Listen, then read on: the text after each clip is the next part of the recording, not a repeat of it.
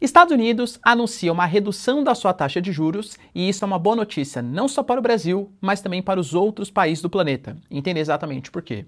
Enquanto isso, Christopher Landau, que é o subsecretário de Estado dos Estados Unidos, anuncia que o Brasil deve controlar o maluco, o descontrolado Alexandre de Moraes. Lembrando que essa informação foi compartilhada pela Embaixada dos Estados Unidos. Enquanto isso, a morte do Charlie Kirk, ou Charlie Kirk, vem reverberando, inclusive no mercado de trabalho, tanto nos Estados Unidos como no Brasil, e a gente vai discutir aqui se de fato é ético, moral, ou até mesmo do ponto de vista legislativo, né, sobre as leis, possível demitir pessoas por comportamentos não éticos ou imorais em relação à morte de ativistas políticos. Falar um pouquinho também sobre a França, que anuncia uma proposta de supertaxações nos ricos. Sim, o debate volta a acontecer em uma França que sofre com uma estagnação econômica e com aumento da dívida pública e também de um déficit orçamentário. Entender o que está rolando? Lembrando que o Macron se pretendia vender como um liberal, será que isso vai rolar? Enquanto nós temos também a Polônia anunciando a sua intenção de ter armas nucleares. Lembrando que a Polônia faz fronteira com a Ucrânia e está diretamente envolvida em conflitos com a Rússia, até no corredor Suwalki, em que tem ali proximidade com o território russo, o enclave de Kaliningrado. Para finalizar, pessoal, fala também do novo equipamento israelense, Iron Beam, que deve promover uma dor de cabeça bastante importante para os rivais geopolíticos de Israel, como por exemplo Hezbollah, Hamas, Irã, dentre outros, enquanto nós temos também sanções prometendo ser aplicadas contra Israel e até mesmo o fim de um acordo de livre comércio por parte da Europa. Israel se mostra cada vez mais isolado no cenário geopolítico internacional. Se vocês querem entender um pouco mais sobre esses assuntos, e muito mais também sobre geografia, geopolítica, atualidades, política, polêmicas, enfim. Tudo para você se manter sempre bem atualizado. Já se inscreve no canal, deixa seu like e compartilha esse vídeo, que eu, professor Ricardo, conto muito com a sua ajuda. Belezinha? Pessoal, recado rapidinho da nossa parceiraça do canal. Galera, presta atenção que eu tenho uma super novidade para você. Esse mês de setembro é o mês do consumidor na Insider e eu tô falando de uma mega promoção utilizando o meu cupom Prof. Ricardo, que vai ter acesso a 15% de desconto no mínimo, só que somado aos descontos que já existem no site, os descontos podem chegar a 50%. Sim, galera, você leva as melhores e mais tecnológicas roupas do Brasil pela metade do preço. Não perca essa oportunidade, assim, oportunidade única, tá? Da Insider. Você pode, desde se você já usa roupas da Insider, como eu, por exemplo, que tenho praticamente todo o meu guarda-roupa, com as Tech T-shirt, por exemplo, que são as minhas campeãs, as minhas preferidas, tenho de praticamente todas as cores.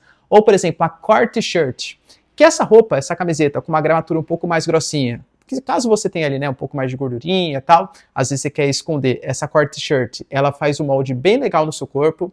Tem as camisetas Hailey, tem as meias, as cuecas, opções para homem, mulheres, galera, várias cores diferentes. Eu tenho certeza que caso você já tenha, você vai querer reforçar suas posições com as peças da Insider, e caso você ainda não tenha, não perca essa oportunidade. Seja para você, seja para eventual presente, ter acesso às melhores e mais tecnológicas roupas do Brasil, você não pode deixar essa oportunidade passar. Então, link na descrição, cupom Prof. Ricardo, e tem acesso às melhores e mais tecnológicas roupas do Brasil por até metade do preço. Não perde essa oportunidade, hein? Bom, galera, então bora lá pro vídeo, ó. E lembrando, hein, Insider com até 50% de desconto, essa, por exemplo, né, a Tech T-shirt, igual a ver, galera, que eu acho sensacional, olha, oportunidade que não se perde, hein? Então bora lá pro vídeo, ó. Como eu trouxe para vocês na introdução, a gente teve, galera, os Estados Unidos anunciando uma redução, eu diria que até histórica, da sua taxa de juros para uma taxa de 4 a 4,25%. É uma taxa de juros muito elevada em relação ao passado histórico dos Estados Unidos, mas que vem mostrando uma certa tendência de queda, pelo menos é o que o Fed, o Jerome Powell, o Federal Reserve, coloca aí para a economia e para a sociedade americana. Por que isso é muito importante, não exatamente só para os Estados Unidos, mas para o mundo? A taxa de juros americana, sendo que os Estados Unidos é a maior economia do planeta, tem o dólar como a moeda principal utilizada no planeta, ainda é visto pelos principais investidores do mundo como porto seguro do capital internacional. Então, quando eu falo para vocês que os Estados Unidos está com uma taxa de juros muito elevada, isso significa que a renda fixa americana, considerada como uma das mais, ou talvez a mais segura do planeta, está bastante atrativa. Imagina que você é um investidor internacional. Você prefere, ou a grande maioria vai preferir, investir em países emergentes, de moedas fracas, que têm uma tendência de inflação, países arriscados, como por exemplo o Brasil, Ou você vai preferir investir, por exemplo, num título de renda fixa nos Estados Unidos, que vai te render, que vai te valorizar em dólar, que é uma moeda muito mais estável historicamente do que moeda de países emergentes. Então não é só você. Os investidores do mundo falam, poxa, a renda fixa americana está pagando bastante. Deixa eu colocar meus investimentos no local mais seguro do que arriscar meu dinheiro em países emergentes, como Turquia, México, Brasil, né? Enfim, dentre outras possibilidades um pouco mais arriscadas. Então, se os Estados Unidos reduzem a taxa de juros, naturalmente os investidores veem que talvez não vale a pena apostar no mercado que é mais seguro, mas eu diria que menos rentável, e buscam ali mercados alternativos, algumas aventuras, por exemplo, o Brasil. Por isso que é uma tendência até mesmo, a gente teve um percebimento aí do dólar, né, caindo para 5,30, 5,28, depende do momento em que você está vendo esse vídeo, também é reflexo da política monetária dos Estados Unidos. Só que a taxa de juros americana, lembrando que o Federal Reserve, supostamente, porque o Trump está meio, né, aqui querendo alterar essa configuração, é um banco central independente. Geralmente o Banco Central, ele atua de várias maneiras. Uma delas é para tentar controlar a inflação dos Estados Unidos. Os americanos, eles têm uma inflação que fica na meta de 2% ao ano, e hoje a inflação está acima da meta estabelecida. Porém, os dados relacionados ao mercado de trabalho foram menos promissores do que se esperava. Então, o que o Federal Reserve pensou? Bom, a taxa de juros está muito elevada, as pessoas vão contrair menos crédito, vai movimentar menos economia. Vou fazer menos financiamento, comprar menos carro, comprar menos apartamento, vou deixar meu dinheiro parado. Isso está desaquecendo o mercado de trabalho dos Estados Unidos. Já que isso está acontecendo, Federal Reserve, eu vou reduzir a taxa de juros, mesmo que seja um intervalinho pequenininho, para tentar incentivar a economia, colocar mais dinheiro na economia real e menos na renda fixa, em tesouro, em bancos americanos. Só que qual que é o risco disso? Se as pessoas começam a consumir mais, uma inflação por demanda pode acontecer no mercado americano. Por isso que a taxa caiu, mas não tanto. Porque ainda há um medo muito grande do Federal Reserve de que a queda da taxa de juros, em conjunto com as taxações, querendo ou não, galera, produtos vão entrar nos Estados Unidos mais caros, já que o Trump está colocando tarifas em vários países. Por exemplo, no Brasil, né, café mais caro, insumos mais caros, não só no Brasil, mas na Índia, em vários países. Além do que, algumas palavras do Trump, por exemplo, a Lisa Cook, que ele ameaçou demitir, por motivos não exatamente técnicos, mas muito mais por motivos políticos partidários. E as críticas que ele faz ao Jerome Powell, que é o presidente do Banco Central, chamando de burro, enfim, né, outros argumentos aí não muito positivos, também coloca o medo. Poxa, será que os americanos agora vão ter um risco de uma interferência política em decisões econômicas do Federal Reserve? Então, há o medo, por isso que o Federal Reserve baixou só um pouquinho, de que essa redução da taxa de juros possa incentivar alguma possível inflação no mercado americano. Como eu falei, é difícil saber o que vai acontecer no futuro, mas de fato é uma notícia, pelo menos em curto prazo, positiva para o Brasil e até mesmo para os outros países do planeta. Enquanto isso, Christopher Landau, que vem se destacando nos últimos dias por comentários no mínimo ácidos contra o governo brasileiro e principalmente contra o STF, o Alexandre de Moraes, mais uma vez se pronunciou de maneira categórica, hein? Colocou ali que os Estados Unidos continuam a esperar que o Brasil contenha o descontrolado ministro Alexandre de Moraes antes que ele destrua completamente a relação dos nossos países, que os nossos países desfrutam há pelo menos 2 séculos. E ele fez, né, o Christopher Landau, que é o subsecretário de Estado dos Estados Unidos, ou seja, atua ali representante, né, junto com o Marco Rubio, por conta da ordem de prisão que foi pedida pelo Alexandre de Moraes contra Flávia Magalhães. Galera, segundo o Newsweek, né, que é uma mídia americana, eles colocaram que ela fez uma postagem lá em 2022, ela já morava na Flórida, território dos Estados Unidos, e por conta dessas ações que contestavam as eleições, as urnas eletrônicas, desacreditavam as instituições brasileiras, ela teve ali sua convocação feita pelo Alexandre de Moraes. Ou seja, mesmo sendo brasileira, como ela mora nos Estados Unidos, os americanos não gostaram dessa postura, pelo menos não o Christopher Landau, e ele alegou que essa atuação do Alexandre de Moraes, não só contra o Bolsonaro, mas também contra outras pessoas, que eles alegam que é uma lawfare, os americanos, né? O que seria a lawfare? A lawfare é você tentar usar argumentos jurídicos para justificar decisões políticas, ou seja, os ministros, os juízes, atuando não de caráter técnico, constitucional, e sim com viés político, estariam querendo agir contra as intenções ou contra a liberdade de expressão que é tão propagada pelos ideais americanos, segundo, claro, o pensamento dos Estados Unidos. Ou seja, é uma pimentinha a mais. Depois da condenação do Bolsonaro, depois da possibilidade de regulação das redes sociais, a possibilidade do Brasil adotar medidas de reciprocidade frente às taxas que foram colocadas em 50% de alguns produtos brasileiros, essa condenação ou essas medidas do Alexandre de Moraes tendem a aumentar ainda mais as punições contra o Brasil.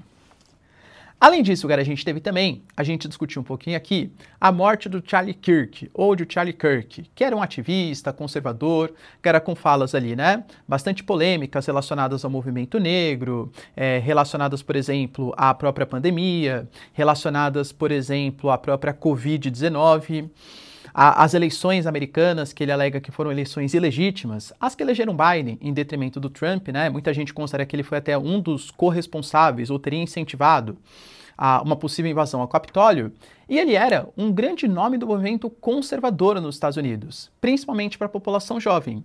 Ele fazia aquele tipo de retórica que alguns políticos aqui no Brasil também estão começando a utilizar, que é você colocar uma espécie de banquinho numa universidade e ficar debatendo, principalmente com a galera que ele discorda. Então ele ia nas universidades, que ela alegava que estava toda contaminada com pensamento de esquerda, com o movimento woke, e começava a contestar. Ah, o Trump é um ótimo presidente, me convença do contrário. Isso foi fazendo tanto sucesso que o Charlie Kirk, ele foi um dos principais responsáveis por fazer com que a população mais jovem nos Estados Unidos, mais de direita, compactuasse mais com as ideias do Trump. Tanto que o Trump tinha, assim, um ótimo respeito em relação ao Charlie Kirk. Estima-se até que a indicação do J.D. Vance, enquanto vice-presidente dos Estados Unidos, teve o crivo do Charlie Kirk, e muito possivelmente ele ia participar do próximo processo eleitoral. O atentado, assim, lamentável, criminoso que aconteceu contra ele, é óbvio que levanta o debate de extremismo, de violência, mas não é nem exatamente isso que eu quero discutir, pelo menos não nesse momento, não nesse vídeo. Começou um processo nos Estados Unidos, até mesmo um site oficial foi criado, para que pessoas que tenham comemorado a morte do Charlie Kirk fossem denunciadas. E isso estaria promovendo nos Estados Unidos demissões, não só na esfera pública, como também na esfera privada. E aí, vamos aos fatos, né? Nos Estados Unidos, você não tem tantas regulações trabalhistas. Então, caso uma pessoa queira demitir um funcionário porque discorda das suas opiniões, ou até porque a pessoa tenha comemorado a morte do Charlie Kirk, eu pelo menos acho que existe uma diferenciação, né?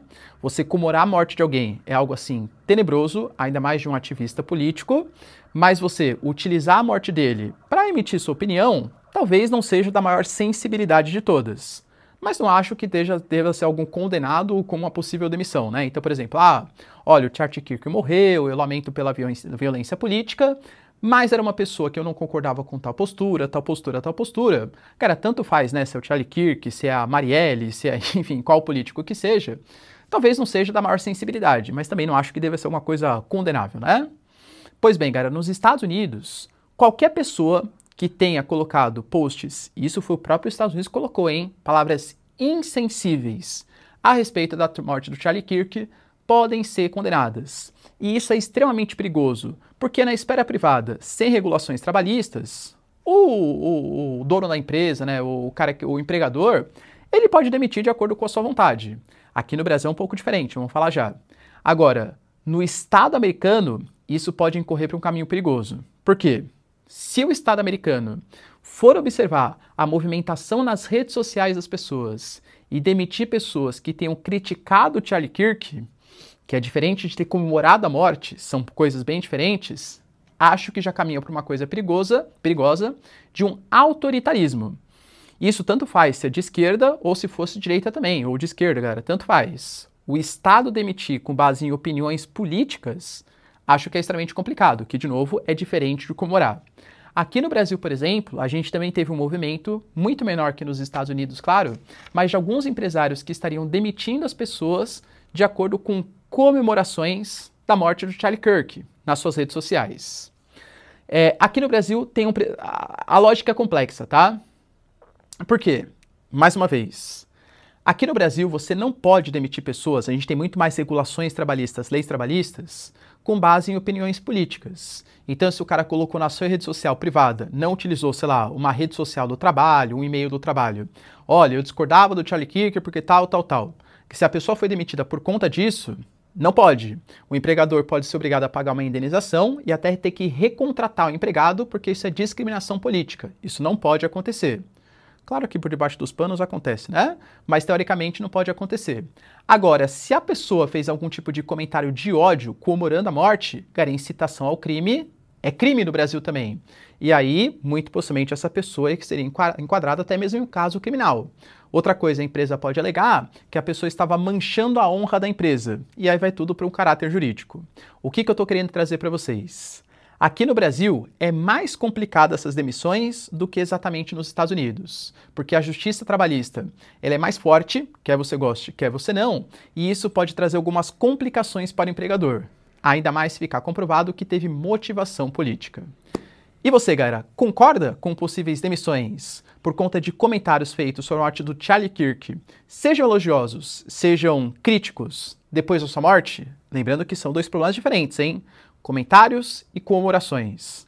E aí, concorda sim ou não? Deixa aí nos comentários.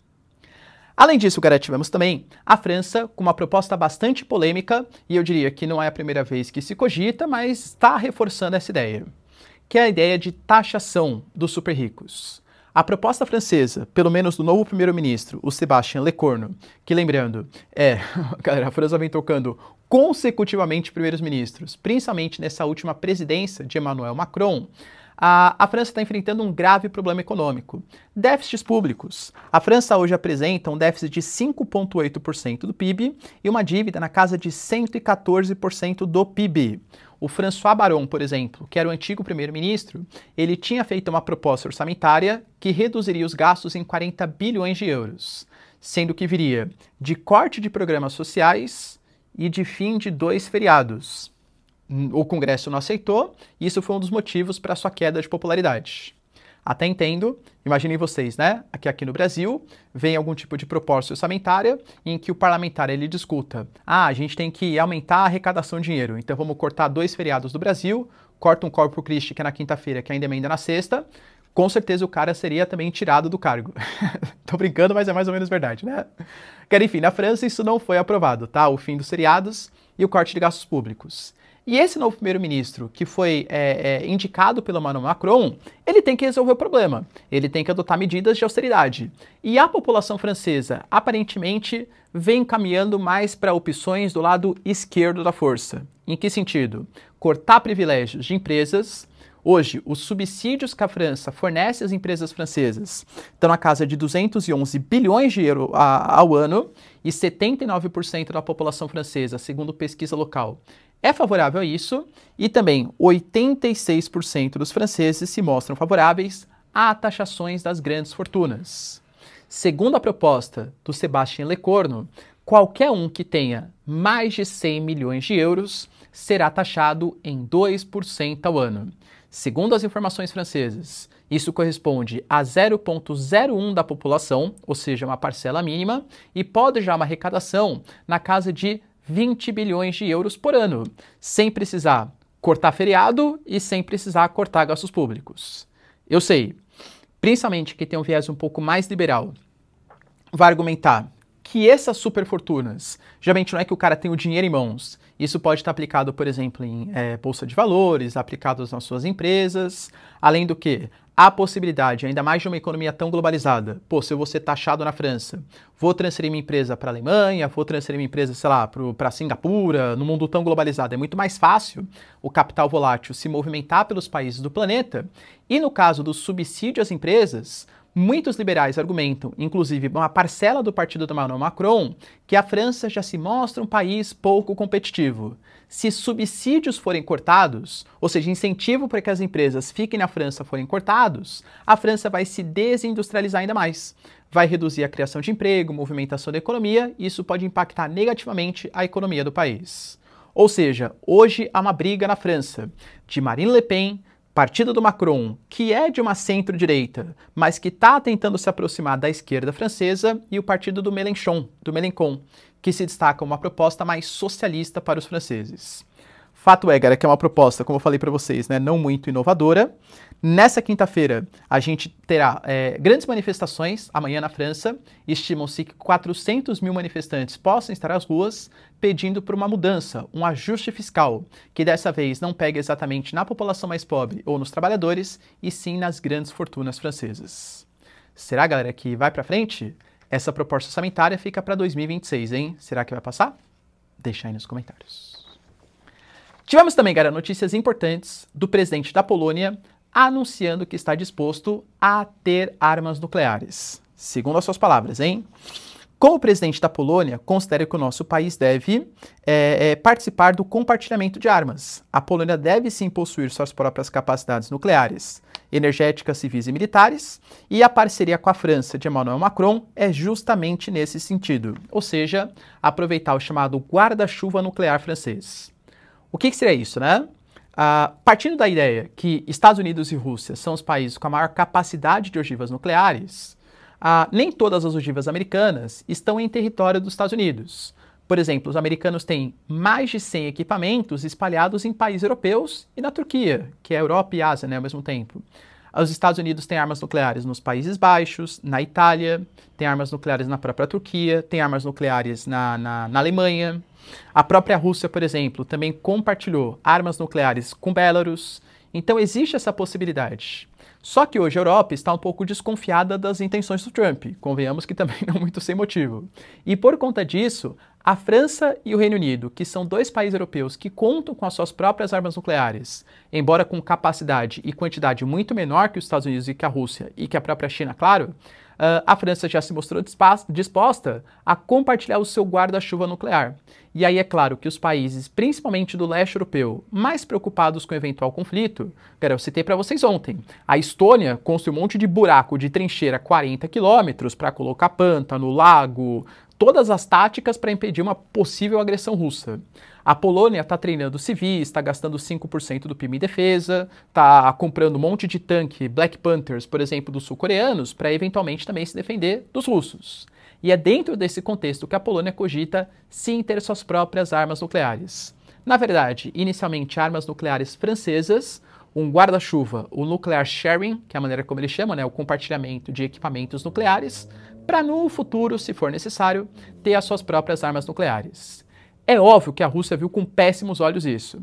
Seja o Peskov, seja o Lavrov se pronunciaram no sentido que é mais uma provocação da OTAN. A Polônia é um país que pertence à OTAN, grandes rivalidades, claro, com a Rússia, e a Polônia está muito próximo de territórios russos ou de aliados da Rússia. O corredor Suwalki, por exemplo, é um corredor que separa o enclave de Kaliningrado, que é território russo, os países bálticos, a Polônia e Belarus. A Polônia com armas nucleares, é claro que ameaça a Rússia. O que a Polônia vai alegar? Que do mesmo jeito que a Polônia supostamente ameaça os russos, Belarus, que hoje conta com equipamentos nucleares russos, também ameaçam a OTAN e ameaçam a própria Polônia. Fato é, galera, que a escalada militar com o compartilhamento de tecnologia francesa começa a preocupar os russos.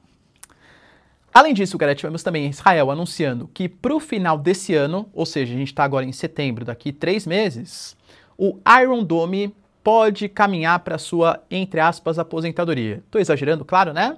Mas uma substituição para o chamado Iron Beam, ou seja, do raio de ferro, vamos colocar assim. Por quê?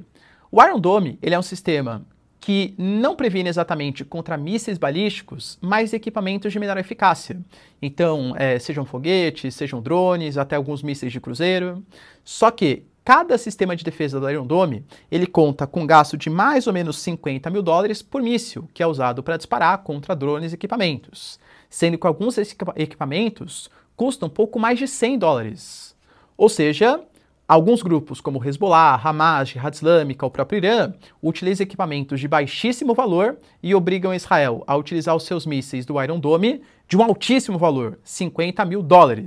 Além do que, você acaba saturando se você joga muitos equipamentos contra Israel de uma única vez. Israel, percebendo que o país pode estar em perigo, cada vez mais isolado, e até mesmo talvez uma agressão dos países árabes, segundo Israel, claro, detectou, ou percebeu, ou desenvolveu o seu Iron Beam. Cada disparo com laser custa $2. Olha a diferença de 50 mil dólares para 2 dólares. Israel promete que ele vai ser muito mais eficaz, o tempo de carregamento é muito menor do que quando acabam os mísseis, claro, né, para carregar o sistema Iron Dome, e que ele pode atacar múltiplas unidades ao mesmo tempo. Ou seja, se de fato for colocado para jogo e a promessa de Israel é que seja ainda no final desse ano, vai dificultar bastante as ações de grupos como os que eu citei para vocês, do chamado Eixo da Resistência. E para finalizar, pessoal, a Comissão Europeia, ou seja, a representação, o poder executivo da União Europeia, está disposto a adotar sanções contra Israel. Sanções que vão ser discutidas tanto da possibilidade de sanções contra lideranças, ministros como Itamar Ben-Gvir, como Smotrich, ou até o próprio Benjamin Netanyahu, que tem declarações muito polêmicas contra o povo palestino e contra a criação do Estado palestino. Lembrando que a Assembleia da ONU, que vai rolar terça-feira que vem, deve ter o apoio de vários países europeus à criação do Estado palestino, e alguns países, de maneira unilateral, já vêm boicotando Israel. Seja a Espanha, por exemplo, seja a Alemanha, seja o Reino Unido na compra de armas, participação de eventos. Por exemplo, a gente tem um grande evento, né, cultural de música, que se algum tipo de cantor, algum tipo de produtor, enfim, artista israelense participar, pode ser boicotado por outros países europeus, e a União Europeia considera até mesmo romper o acordo de livre comércio com Israel. Israel ontem foi considerado como culpado por genocídio contra os palestinos, não exatamente pela ONU, mas por um órgão terceirizado contratado pela ONU, a Corte Internacional de Justiça, a pedido da África do Sul e com apoio do Brasil, está considerando que Israel também pode ter cometido, né, crime de genocídio contra os palestinos. Se vai ser aprovado ou não, são outros 500, vamos esperar as cenas dos próximos capítulos. Mas a Europa já está se antecipando. Israel está tentando, né, sendo cada vez mais isolado pelos membros da comunidade internacional. Como eu sempre falo, teve crítica do Iêmen, crítica do Irã, é uma coisa que a gente já espera. Agora, a União Europeia sancionando Israel, rompendo acordo de livre comércio, ainda mais em um contexto de estagnação econômica, olha, isso é forte, hein, galera, contra o Estado israelense. Acha que vai rolar? Deixa aí nos comentários, quero saber sua opinião. No mais, se vocês curtiram o vídeo, tamo junto, beijos, abraços e tchau, tchau.